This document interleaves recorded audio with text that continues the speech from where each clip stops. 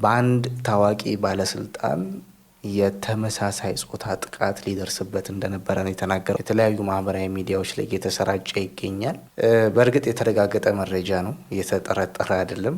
እንዳያችሁት ነው አብዛኞቻችሁ። ይሄ አሁን በምስሉ የምትመለከቱት ከዚህ ቀደም የኢትዮጵያ ቴሌቪዥን ጋዜጠኛ የነበረ ብዙ ሰዎችም ሊከተሉት ሊያዩት ይችላሉ። አንድ ኢትዮጵያዊ ታዋቂ ጋዜጠኛ በእንደዚህ አይነት አሳፋሪ ሁኔታ ላይ ከተገኘ መንጋውስ በምን አይነት ሁኔታ ላይ ነው የሚገኘው? ጋዜጠኛ ሶፎንያስ ተመሳሳይ ጾታ አፍቃሪ ሆኖ ተገኝቷል። ቴምር ፕሮፐርቲስ እነሆ አዲስ ሳይት ሳር ቤት በ35% ቅናሽ በ100% ክፍያ ባለ 2 መኝታ 81 ካሬ 6 ሚሊዮን ብር፣ ባለ 2 መኝታ 106 ካሬ 7.9 ሚሊዮን ብር፣ ባለ 3 መኝታ 134 ካሬ 10.3 ሚሊዮን ብር፣ ባለ 3 መኝታ 152 ካሬ 11.3 ሚሊዮን ብር መግዛት ይችላሉ። በ20% ቅድመ ክፍያ በግንባታ ሂደት ለሚከፍሉ 81 ካሬ ሙሉ ክፍያ 9.3 ሚሊዮን ብር፣ ቅድመ ክፍያ 20% ወይም 1.8 ሚሊዮን ብር፣ 106 ካሬ ሙሉ ክፍያ 12.1 ሚሊዮን ብር፣ ቅድመ ክፍያ 20% 2.4 ሚሊዮን ብር፣ 139 ካሬ ሙሉ ክፍያ 15.9 ሚሊዮን ብር፣ ቅድመ ክፍያ 20% 3.1 ሚሊዮን ብር። በአዋሬ ሳይታችን በ35% ቅናሽ በ100% ክፍያ ባለ 1 መኝታ 80 ካሬ 5.7 ሚሊዮን ብር፣ ባለ 3 መኝታ 107 ካሬ 7.6 ሚሊዮን ብር፣ ባለ 3 መኝታ 139 ካሬ 9.9 ሚሊዮን ብር፣ ባለ 3 መኝታ 146 ካሬ 10.4 ሚሊዮን ብር። በ20% ቅድመ ክፍያ በግንባታ ሂደት ለሚከፍሉ 80 ካሬ ሙሉ ክፍያ 8.8 ሚሊዮን ብር፣ ቅድመ ክፍያ 20% 1.7 ሚሊዮን ብር፣ 133 ካሬ ሙሉ ክፍያ 14.6 ሚሊዮን ብር፣ ቅድመ ክፍያ 20% 2.9 ሚሊዮን ብር፣ 146 ካሬ ሙሉ ክፍያ 16 ሚሊዮን ብር፣ ቅድመ ክፍያ 20% 3.2 ሚሊዮን ብር፣ ቀሪውን 80% በግንባታ ሂደት ያለምንም ወለድና የግንባታ ዕቃው ጭማሪ በኢትዮጵያ ብር ከፍለው የሚጨርሱት። 30% እና ከዚያ በላይ ለሚከፍሉ ከከፈሉት ላይ ከ15% እስከ 25% ቅናሽ አዘጋጅተናል። ለበለጠ መረጃ በስክሪኑ ላይ በምትመለከቱት የስልክ ቁጥሮቻችን ደውሉልን። ቴምር ፕሮፐርቲስ። ሰላም አዶት፣ እንዴት ናችሁ? በያላችሁበት የዓለም ዳርቻ የዓለም ክፍል ሁሉ ብዙ ሰላም እንዲሆንላችሁ እመኛለሁኝ። በድጋሚ ተገናኝተናል። ቆንጆ ጊዜ እንደሚኖረን አልጠራጠርም። በዛሬ ቆይታችን እንግዲህ ትንሽ ጠጠር ያለ ጉዳይ ነው የምንመለከተው። ዩቲዩብ ላይ እንደዚሁም አሁን የተለያዩ ማህበራዊ ሚዲያዎች ላይ እየተሰራጨ ይገኛል። በእርግጥ የተረጋገጠ መረጃ ነው፣ የተጠረጠረ አይደለም። እንዳያችሁት ነው አብዛኞቻችሁ። ይሄ አሁን በምስሉ የምትመለከቱት ከዚህ ቀደም የኢትዮጵያ ቴሌቪዥን ጋዜጠኛ የነበረ ከዛ በኋላ ደግሞ አሁን በራሱ መንገድ የተለያዩ ፕሮግራሞችን እየሰራ የሚያቀርብ ኃላፊነት የሚሰማው ኃላፊነት ሊሰማው ይችላል ብለን የምናስበው ብዙ ሰዎችም ሊከተሉት ሊያዩት ይችላሉ፣ ሞዴል ሊያደርጉት ይችላሉ ብለን ልናስብ የምንችለው አንድ ኢትዮጵያዊ ታዋቂ ጋዜጠኛ በእንደዚህ አይነት አሳፋሪ ሁኔታ ላይ ከተገኘ መንጋውስ በምን አይነት ሁኔታ ላይ ነው የሚገኘው ብሎ ለማሰብ በጣም ቀላል ነው። ምክንያቱም ፊት ለፊት ያለ ብዙ ነገሮችን ሊገነዘብና ሊያቅ የሚችል ሰዎችም ይከተሉኛል ብሎ ከጥንቃቄ ያልቀረ አንድ ሰው በእንደዚህ አይነት ሁኔታ ከተገኘ ሰዎች ወይም ብዙ ወጣቶች አሁን ይሄ ወንድማችን ባለበት አይነት ሁኔታ ላለመኖራቸው ምንም ማረጋገጫ የለም። እኔ እንኳን እዚሁ ቻናላችን ላይ አንድ ወንድሜን አብዛኞቻችሁ የምታውቁትን ሳሙኤል መንግስቱ ቲክቶክ ላይ ታውቁታላችሁ። ኢንተርቪው ሳደርገው ኢንተርቪውን እዚሁ ገብታችሁ ማየት ትችላላችሁ። የተናገረው በአንድ ታዋቂ ባለስልጣን የተመሳሳይ ጾታ ጥቃት ሊደርስበት እንደነበረ ነው የተናገረውና አሁን የዚህ ሀሳብ መነሻችን ወይም ከዚህ ይሄን ሀሳብ የምናነሳበት ዋነኛ ምክንያት ጋዜጠኛ ሶፎንያስ አብዛኞቻችሁ የምታውቁት የተመሳሳይ ጾታ አፍቃሪ ሆኖ ተገኝቷል። በነገራችን ላይ እንደዚህ አይነት ወሬዎች እዚህ ዩቲዩብ ላይ ወይም የተለያዩ ሶሻል ሚዲያዎች ላይ እንዲነሱ ወይም ተቃውሞ በትችት እንዲቀርቡ አይፈለግም። ቻናሎቻችንን ያስጠፉታል፣ ካልሆነም ሌላም ነገር ሊደርስብን ይችላል። ስለዚህ የምትችሉ ሼር እያደረጋችሁ ነው እንደዚህ አይነት ጉዳዮችን ስትሰሙ መስማት ያለባችሁ።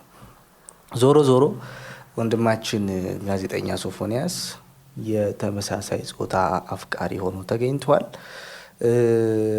እንደዚህ አይነት ነገሮች እንዲወሩ አንፈልግም። ሲወሩም ብዙ ላይክ ሼር አናደርግም።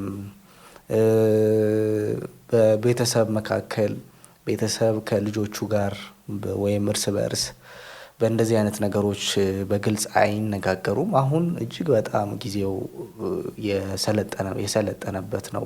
እያንዳንዱ ከኛ እድሜ በታች ነው ብለን የምናስበው ሰው ወይም ልጅ ከኛ በላይ እጅግ አድርጎ አሁን ዓለም ያለበት ሁኔታ አብጠርጥሮ የሚያውቅበት ሁኔታ ላይ ስላለን ለመቆጣጠርም እጅግ በጣም አስቸጋሪ ነው። ግን ደግሞ ፊት ለፊት ለብዙ ሰዎች ሞዴል ተደርጎ ሊነሳ የሚችል ያውም ከዚህ ቀደም በብሔራዊ ቴሌቪዥን ላይ ይሰራ የነበረ አንድ ጋዜጠኛ በእንደዚህ አይነት ሁኔታ ውስጥ በመገኘቱ እጅግ በጣም አፍረናል፣ እጅግ በጣም አዝነናል። ባይሆን ጥሩ ነበር ወይም ባይሆን ደስ ይለን ነበር። ለማንኛውም እንደዚህ ያሉ ሰዎች ወይም እንደዚህ ያሉ ልምምዶች ሀገራችን ላይ እንዳይስፋፉ ከሚታገሉ ፊተኛ ሆነው ሊነሱ ከሚችሉ ሰዎች መካከል ብዙዎቻችሁ እዚህ ሶሻል ሚዲያ ላይ የምታውቁት ዶክተር ስዩም አንቶኒዮስ አንዱ ነውና ከዚህ ጋር በተያያዘ ስም ባይጠቅስም ያው ቅድም እኔም ነግሬያችኋለሁ ከባለስልጣን እስከ ታች እስካለው ማህበረሰብ ከሊቅ እስከ ደቂቅ ከታዋቂ ሰው እስከ አንድ ተራ ሰው በእንደዚህ አይነት ሁኔታ ውስጥ ነው ያለው። ግን አይታወቅበትም። ስለዚህ ራሳችሁን፣ ልጆቻችሁን፣ ቤተሰቦቻችሁን ለማዳን ትክክለኛው ጊዜ ነው ብዬ አስባለሁ። እናንተ ቤት ያለው ልጅ በምን አይነት ልምምድ ውስጥ እንዳለ አታውቁም። ምክንያቱም ይሄ ጋዜጠኛ በእንደዚህ አይነት ልምምድ ውስጥ ይኖር አይኖር የሚለውን ብዙ ኢትዮጵያዊ በፍጹም አይገምትም። እኔም ሳይ ደንግጫለሁ፣ ስሰማ ደንግጫለሁ። ስለዚህ አጠገባችን ያሉ እኩዮቻችን፣ ጓደኞቻችን ራሱ በምን አይነት ሁኔታ ውስጥ እንዳሉ አናቅም። ጊዜው እንደ እምነት ሰው ጸሎት የሚፈልግበት ጊዜ ነው። ከዛ ደግሞ ትኩረት የሚያስፈልግበት ወይም ትኩረት ልናደርግ የሚገባ ጊዜ ነው። ተመሳሳይ ነገሮች ወደ እኔ የሶሻል ሚዲያ አካውንቶች ተጽፎ ያውቃሉ። ተመሳሳይ ነገሮች በተመሳሳይ ሁኔታ እንደዚህ አይነት እንትኖች እንቅስቃሴዎች በውስጥ ለውስጥ በቴሌግራም እንደሚሰራ መረጃ የሚሰጡኝ ሰዎች ይናገራሉ። እና ዞሮ ዞሮ ራሳችሁን ከመጠበቅም አንጻር እንደገና ደግሞ እንደዚህ አይነቱን ድርጊት ከመጸየፍም አንጻር እንደ ኢትዮጵያዊ ባህል፣ ልማድ፣ ወግ አለኝ እንደሚል ከሁሉ በላይ ደግሞ ሃይማኖት አለኝ ከሚል ሰው እንደዚህ አይነት ነገሮችን አጥብቆ መጸየፍ አስፈላጊ ነው ብዬ አስባለሁኝ። ዶክተር ስዩም አንቶኒዮስ የሚለውን ከዚህ ቀደም የተናገረው ንግግር ነው። ምናልባት ከዚሁ ጋር ተያይዘን እንደ ማንቂያ ደውል ሊረዳን ስለሚችል እናዳምጠው እስቲ። ይህንን በጣም መሰረታዊና ወቅታዊ የሆነውን ጉዳይ ትኩረት ሰጥቶ የአዲስ አበባ ባህልና ቱሪዝም ቢሮ ከቲሙ ጋር በመተባበር ይህንን አይነት የሀሳብ መዋጮ ፕሮግራም ስላዘጋጀ ቢሮውን እጅግ አድርጌ ማመስገን ወዳለሁ። ምናልባት ስናገር ለመጨረሻ ጊዜ እንደሚናገር ሰው ሆኜ የመጨረሻ እድል እንደሚያገኝ ሰው ሆኜ መናገር ፈልጋለሁ። ምክንያቱም የማነሳቸው ወይም ዛሬ የተነሱት ጉዳዮች ምናልባት ካሁን በፊት ካለው ልምድ በመነሳት እንዲነገሩ በሚዲያ ብዙ የማይፈለጉ ጉዳዮች ስለነበሩና የነበሩንም ገጠመኞች ይህንን ስለሚያሳዩን እድሉን እንደሚገባ መጠቀም ፈልጋለሁኝ። ሱስ ሲባል ብዙ ጊዜ ወደ አእምሯችን የሚመጣ ሀሳብ አልኮል ወይም ሲጋራ ሌላም ነገር ነው። ግን በዛሬው ስብሰባችን ትኩረት እንድንሰጠው የምፈልገው ዋነኛ የሱስ መምጫ መንገድ ፖርኖግራፊ ወይም ደግሞ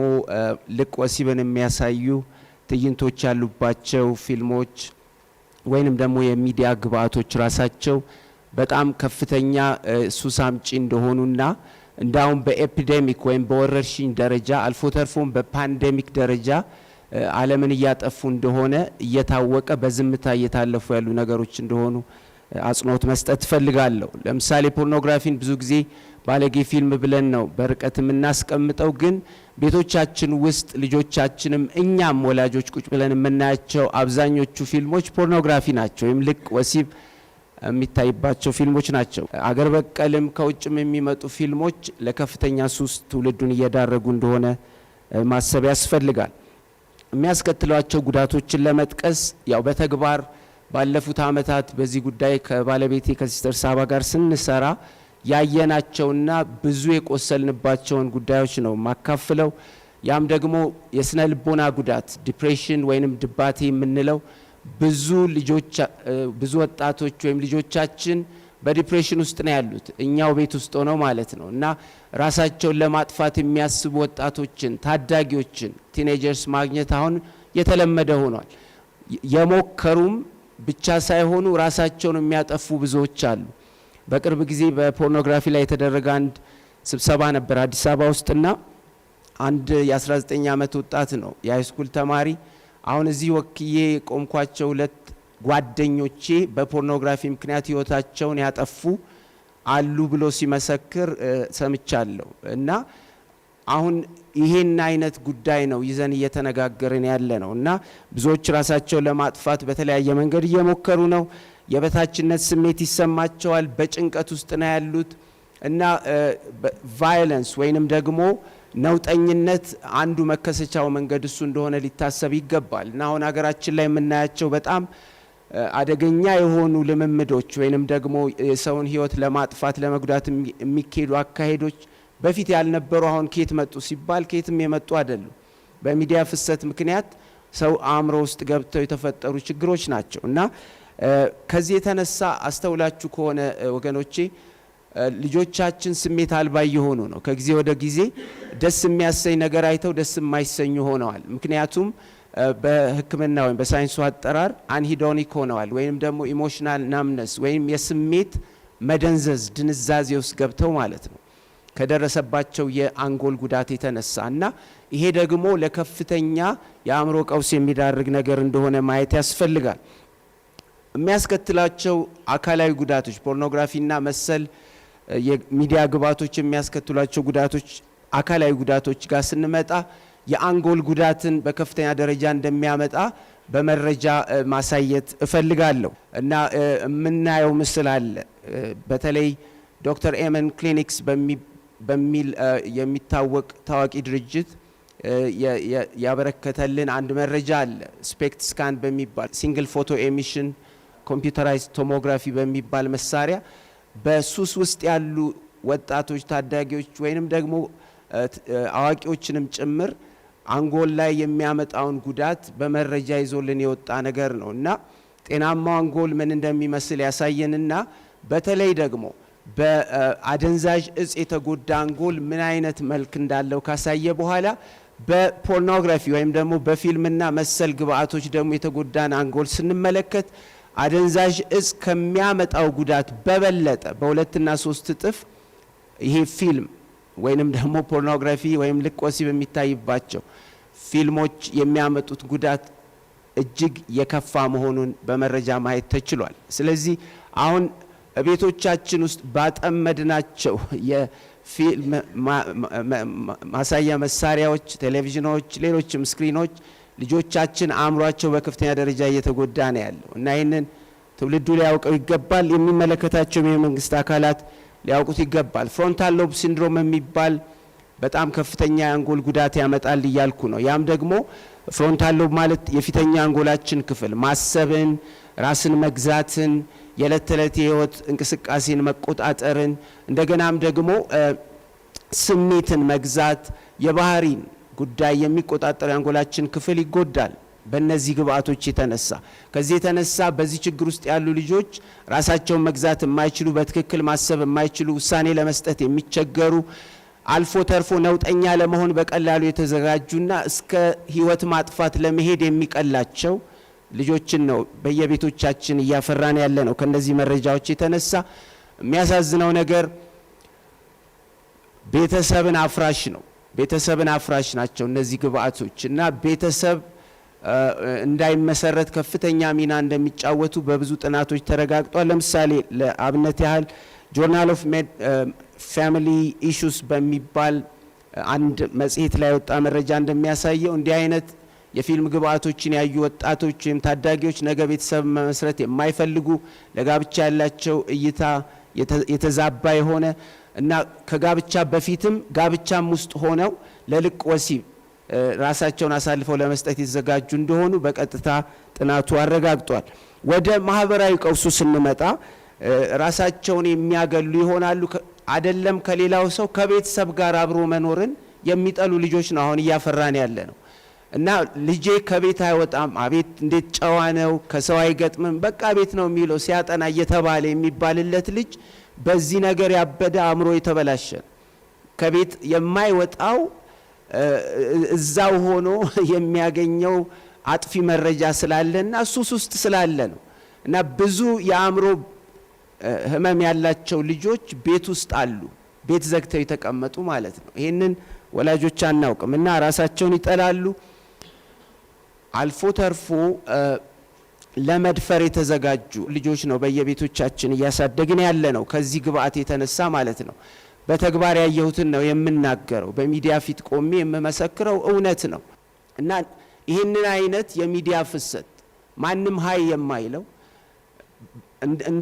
በሌሎች ሀገሮች ሚዲያ ኮንትሮል አለ፣ ፔረንታል ጋይዳንስ ፒጂ ኮንትሮል የሚባላል። እኛ ሀገር እንደ ልብ ነው የሚፈሰው እና ማጥፋት በጣም ይቀላል፣ ይቻላል። ሲስተሙን ብሎክ ማድረግ የሚቻልበት በጣም ቀላል መንገድ አለ። ይህንን ለአመታት ጮኸናል እና ትውልድ የማይበቅልባት ምድር እያየን ያለ ነው። ትውልድ እየጠፋ ያለበት ምድር እያየን ያለ ነው አይናችን ስር። ስለዚህ ጉዳይ ወጥቶ የሚናገር የሚጮህ ማንም የለም፣ ሃይባይ የለም። እና ወደዚህ ማስተዋል እንድንመጣ እግዚአብሔር ይርዳን። እና እርስ በርስ መገዳደል ኖርማል ሆነ። አሁን ቁጥር ነው የምንቆጥረው እንጂ ሰው ቫሊዩ ወርዷል። ከምን የተነሳ? ከዚህ መረጃ የተነሳ የሚመጣ የአንጎል ጉዳት ያመጣብን ችግር እንደሆነ ሊታሰብ ይገባል። እና እኔ የአገር ደህንነትም አደጋ ላይ ወድቋል። ከዚህ የተነሳ ከሚመጣው ግብአት የተነሳ ሰውን መግደል ቀላል እንዴት ሆነለት ሲባል ፊልም ላይ ሰውን በቀላሉ ሲገድል ከህፃንነቱ እየተማረ ስለሚያድግ ማለት ነው። ወላጆችም ልጆችን ሲያሳድጉ ሮጠው የሚገዙላቸው ሽጉጥ እየሆነ ነው አሁን በየሜዳው። እና ለምን ምን ለመማር ምን ለመሆን? እና ይህም ሊታሰብበት ያስፈልጋል። ወደ ሁለተኛው ጉዳይ ልምጣ። በተለይ ምናልባት ደግሜ ለመናገር እድል አላገኝበትም ያልኩትን ሌላው ጉዳይ የግብረ ሰዶምን ጉዳይ ነው። ይሄ በሚዲያ በሰፊው ሊነገር ሲገባ እንዲነገር የማይፈለግ ሌላው ጉዳይ ነው በኢትዮጵያ ሚዲያዎች ማለት ነው።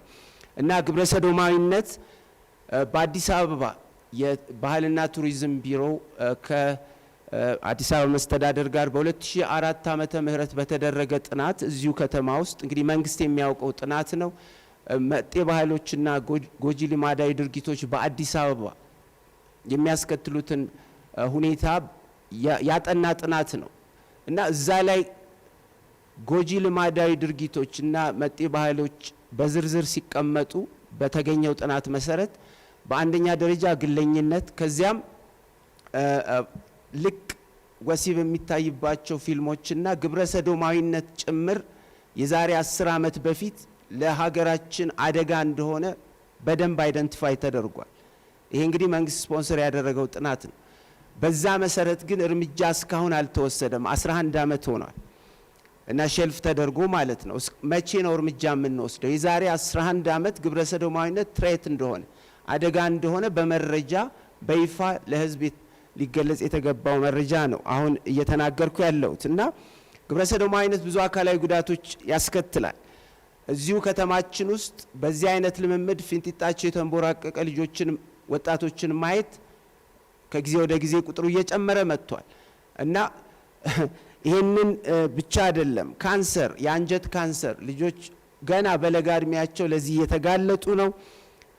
ሌዝቢያኖች፣ ሴት ሰዶማውያን ለጡት ካንሰር ተጋላጭ እንደሆኑ ጥናቶች ካረጋገጡ ብዙ ዘመን አስቆጥሯል። እና በቅርብ ጊዜ አንድ ስብሰባ በዙም አድርገን ነበረ በውጭ ካሉ ኢትዮጵያውያን ጋር።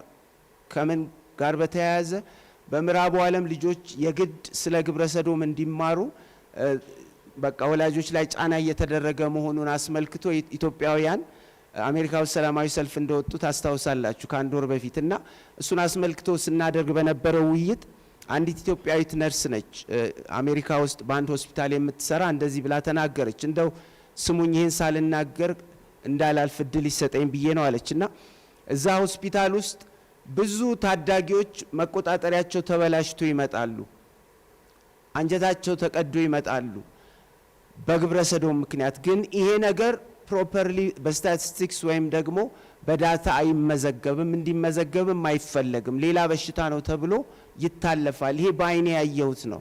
ወይ አይመዘገብም፣ ከተመዘገበም ሌላ ስም ተሰጥቶት።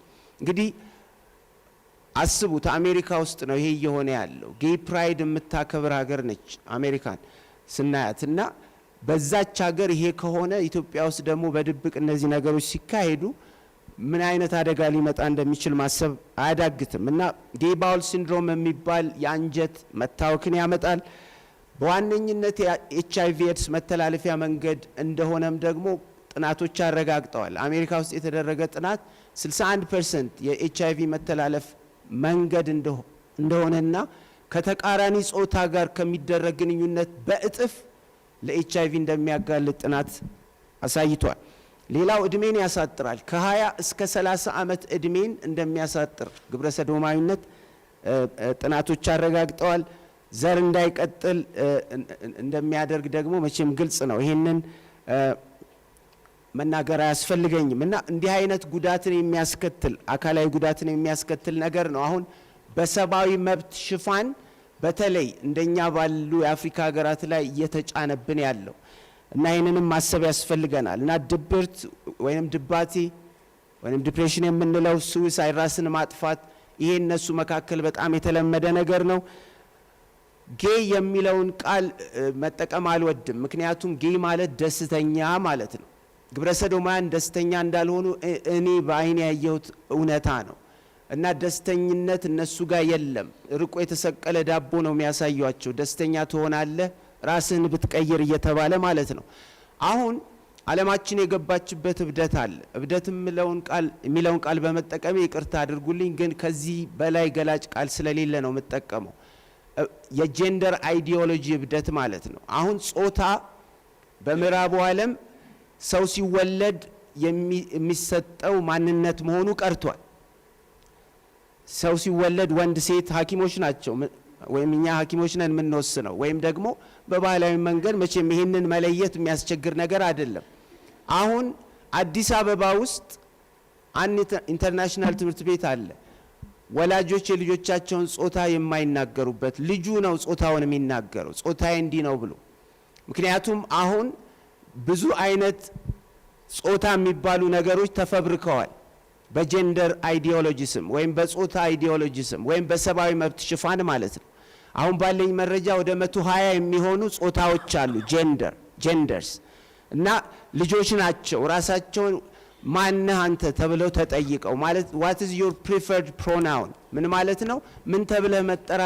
ምን ተብላችሁ መጠራት ትፈልጋላችሁ ተብሎ እና እንዲህ አይነት እብደት ውስጥ ተገብቷል። እና እኔ ራሴ ገጠመኝ አለ።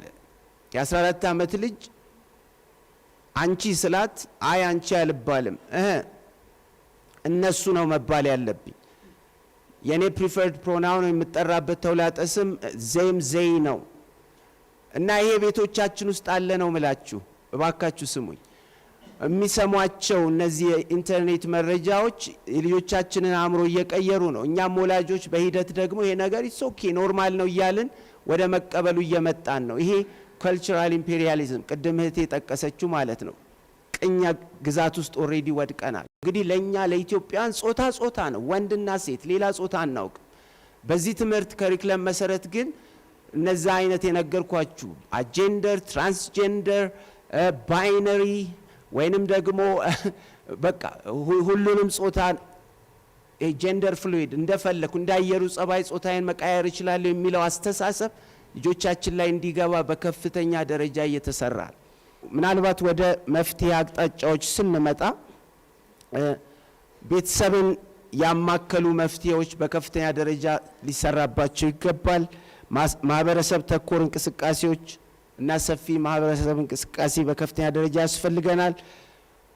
መንግስትና ፖሊሲ አውጪዎችን ደግሞ ያማከሉ እንቅስቃሴዎች የግድ ያስፈልጉናል። የሃይማኖት ተቋማትን ያማከሉ እንቅስቃሴዎች ያስፈልጉናል። በሀገራት መካከል ደግሞ የሚደረጉ ትብብሮችም ወሳኝ እንደሆኑ በተለይ ቤተሰብ ላይ ትኩረት ማድረግ ፈልጋለሁ። ምክንያቱም ዋነኛ ስራ መሰራት መጀመሪያ ያለበት የመከላከሉ ስራ ከቤተሰብ ነው መሆን ያለበት። ለልጆቻችን ፍቅርን መስጠት፣ እንደገናም አብረናቸው መዋል መጫወት፣ በተለይ ደግሞ ወንድ ልጁን ሴቷም ሴት ልጇን ጾታቸውን አፈርም ማድረግ፣ ይሄ በጣም ወሳኝ ነው፣ በጣም አስፈላጊ ነገር ነው። ሚዲያ ኮንትሮል፣ ልጆቻችንን ይህንን ነገር ገዝተን ከምንሰጥ ምን አለ ግብረ ገብ ብናስተምራቸው። ልጆቻችን በዚህ ነገር ጠፉ እንጂ ሰው አልሆኑም። ይህን በግልጽ መናገር እፈልጋለሁ እና ራሳቸውን መቆጣጠር መግዛት በሚችሉበት እድሜ ብንሰጣቸው፣ ከዛ በፊት ግን በተደላደለ መሰረት ላይ ግብረ ገብ እያስተማርን ብናሳድጋቸው ከብዙ ጥፋት ከብዙ ስቃይ እኛም እነሱም ማረፍ እንችላለን። የሃይማኖት ተቋማት ከፍተኛውን ድርሻ እንደሚጫወቱ ማሳሰብ ፈልጋለሁ። ምክንያቱም በቋሚነት የሚሰጥ ትምህርት ከነሱ ስለሚጠበቅ የሃይማኖት ትምህርት ማለቴ ነው። እንደገናም ደግሞ የምክር አገልግሎትና የተሃድሶ ማዕከላትንም በማቋቋም በዚህ አቅጣጫ ከፍተኛ ስራ ሊሰሩ እንደሚችሉ ማሳሰብ ፈልጋለሁ። ፖሊሲ አውጪዎችን በማሳሰብና በማስጠንቀቅ የሃይማኖት ተቋማት ከፍተኛ ሚና መጫወት ይችላሉ። ምክንያቱም የአንዲት ሀገር ሞራል ቴርሞሜትር ወይንም ደግሞ የሙቀት መለኪያ የሃይማኖት ተቋማት ናቸው እና ከመሰብሰብም ባለፈ እንዲህ አይነት በግልጽ ስራ መስራትን እንደሚጠበቅባቸው ማሳሰብ እፈልጋለሁ። የሚዲያ አካላት ላይ ጥቂት ብናገር ፍቀዱልኝ። መቼ ነው ይሄ ነገር በሚዲያ የሚነገረው? አሜሪካ ውስጥ እኮ ግብረ ሰዶማውያን በቁጥር 5% አይሞሉም፣ ግን አገሪቱን እያሾሯት ነው። እና እኛም ሀገር መቼ ነው ይሄ ጉዳይ ትኩረት ተሰጥቶት መነጋገር የምንጀምረው? ነገ እላያችን ላይ ተቀምጠው ህግን ከቀየሩብን እና ኢትዮጵያ ግብረ ሰዶማዊነትን ካጸደቀች በኋላ ነው ወይ? እና ዝምታ መተባበር መሆኑን ማወቅ አለብን። የሚዲያችን ዝምታ ይሄ ነገር እንዲስፋፋ ከፍተኛ አስተዋጽኦ አድርጓል። ስለ መንግስት ሚና ጥቂት ተናግሬ ልጨርስ።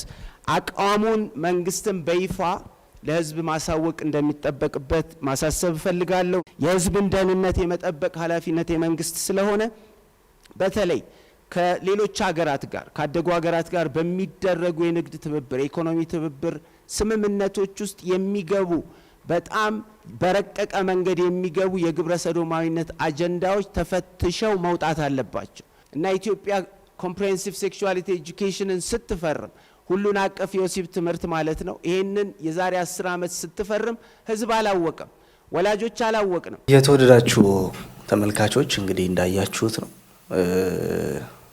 ሌሎች ዶክተሩ የሚናገራቸው ወይም የሚያነሳቸው ከዚህ የበላለጡ ብዙ ጉዶች እኛ ሀገር ውስጥ እኛ ቤተ እምነቶች ውስጥ እኛ ቤት ውስጥ አሉና ከመቼውም ጊዜ በላይ